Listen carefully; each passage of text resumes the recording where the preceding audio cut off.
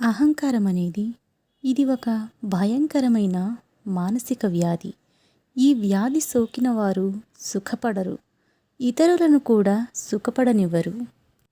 నువ్వు ఎవరికి సహాయం చేస్తున్నావో గుర్తుపెట్టుకొని చెయ్యి. ఎందుకంటే చేసిన సాయాన్ని చిటికెలో మర్చిపోవడంలో మనవారు దిట్ట. మనం ఎప్పుడు ఓడిపోతామా, మనం ఎప్పుడు పడిపోతామా అని మన శత్రువుల కంటే ఎక్కువగా నా అనుకున్నవారే ఎదురు చూస్తూ ఉంటారు. ఇది నిజం. మనకెంత ఆస్తి ఉన్నా తినేది ఆహారాన్నే. మనకెంత గుర్తింపు ఉన్నా అందరూ చూసేది మంచి గుణాన్ని. మనం ఎంత మంచి కులంలో పుట్టినా అందరూ చూసేది మంచితనాన్నే. జీవితంలో ఓడిపోయే వ్యక్తులు ఇద్దరే. ఒకరు ఎవరి మాట వినకుండా ఓడిపోతారు. ఒకరు అందరి మాటలు వింటూ ఓడిపోతారు. ఎవరి మాటలు విన్నా చివరకు ఆలోచన నీదైనప్పుడు నీ జీవితానికి విజయం తథ్యం. ధనం ఉంటే ధనవంతుడు అంటారు. అదే దానం చేస్తే భగవంతుడు అంటారు. ఇది తెలియక చాలామంది ధనవంతులుగానే మిగిలిపోతున్నారు. అర్థమయ్యేలోపు దూరమయ్యేది కల. అర్థమయ్యేలోపు ఒప్పుకోనిది వాస్తవం. అర్థం అయ్యే కొద్దీ దగ్గర అయ్యేది స్నేహం.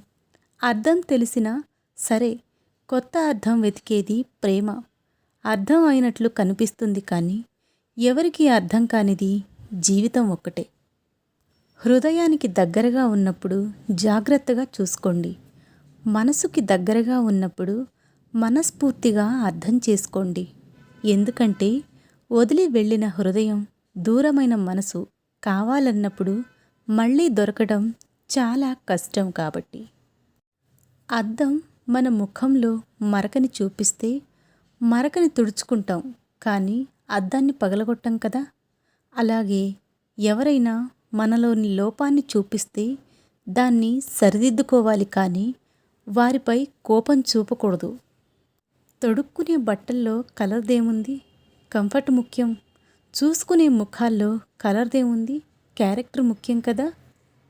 వద్దు లేదు ఈ రెండూ చెప్పి చూడండి. మన వాళ్ళు మనతో ఎంతమంది ఉంటారో తెలుస్తుంది. మార్పును వ్యతిరేకిస్తే జీవితాన్ని వ్యతిరేకించినట్లే. అందుకే మార్పుని స్వీకరించాలి. జీవితాన్ని మంచిగా మలచుకోవాలి. అందరికన్నా మనిషికి మాట తీరే ప్రధానం. తీయనైన మాటలతో కటిక విషాన్ని అయినా అమ్మవచ్చేమో కానీ కటువైన మాటలతో తీయని తేనెను కూడా అమ్మలేవు. అనుకున్న లక్ష్యం సాధించాలంటే ఓటమి చెందితే ఎలా అని ఆలోచించుకో. గెలవాలంటే ఏం చెయ్యాలా అని ఆలోచించు. మన జీవితం ఒక వైకుంఠపాళి ఆట వంటిది. మన గెలుపు కోసం సహాయపడే నిచ్చెనల వంటి స్నేహితులు ఉంటారు. అదే సమయంలో మనల్ని కష్టాలకు గురిచేసే సర్పాల వంటి శత్రువులు ఉంటారు. మిత్రులను కలుపుకుంటూ శత్రువులను ఎదిరించి ముందుకెళ్తేనే జీవితంలో విజయం సాధించగలం. ఈ ప్రపంచంలో మనకంటూ ఏమీ లేకపోయినా పర్వాలేదు కానీ మనల్ని ప్రపంచంగా భావించే ఒకరు తోడుగా ఉంటే చాలు.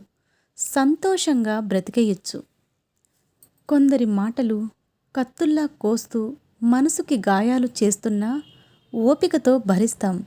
ఎందుకంటే ఆ బాధ కంటే వారితో మనకున్న బంధం ముఖ్యం కాబట్టి. కానీ వారికది అర్థం కాక ఇంకా ఇంకా కోస్తూనే గాయాలు చేస్తూనే ఉంటారు. భరించేది భార్య, బ్రతుకునిచ్చేది, చెలిమిని ఇచ్చేది, చేరదీసేది భార్య. ఆకాశాన సూర్యుడు లేకపోయినా, ఇంట్లో భార్య లేకపోయినా అక్కడ జగతికి వెలుగుండదు, ఇక్కడ ఇంటికి వెలుగుండదు. మిమ్మల్ని ఎవరో ఏదో అన్నారని రగిలిపోయి కుమిలిపోయే కంటే వీళ్ళింతే, ఇలానే మాట్లాడతారు అని ఒక్కసారి అనుకొని చూడండి.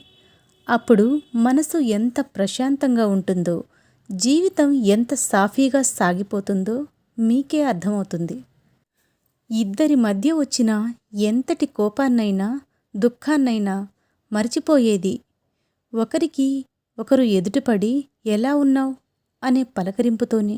బంధం విలువైనదే, అయితే పలకరింపు కూడా క్షమాపణ చెబుతుంది. గుడిలో ఇచ్చే ప్రసాదంలోనే చక్కెర తగ్గితే ఏం పర్లేదు అనుకుని పడేయకుండా తింటాం. అలాంటిది దేవుడిచ్చిన నిజ జీవితంలో ఏవో 2 రోజులు బాలేవని తప్పుడు నిర్ణయాలు తీసుకోకూడదు. ఏం పర్లేదు అంటూ ముందుకు వెళ్ళాలి, అంతే. మెచ్యూరిటీ వయసుతో రాదు, ఎదుర్కొన్న పరిస్థితులు, జీవితంలో పోరాడిన రోజుల వల్ల వస్తుంది. చుట్టూ ఉన్న మనుషులు కన్నీళ్లను బట్టి వస్తుంది. రూపురేఖలు నీ గుణానికి నిదర్శనం కాదు, నీ నడవడిక, మాట తీరు చెబుతాయి నీ గురించి కొంతవరకు. విలువ వస్తువుకి ఉంటే నీకు మిగిలేది ఐశ్వర్యం. అదే విలువ జ్ఞాపకానికి ఉంటే నీకు నిలిచేది బంధం.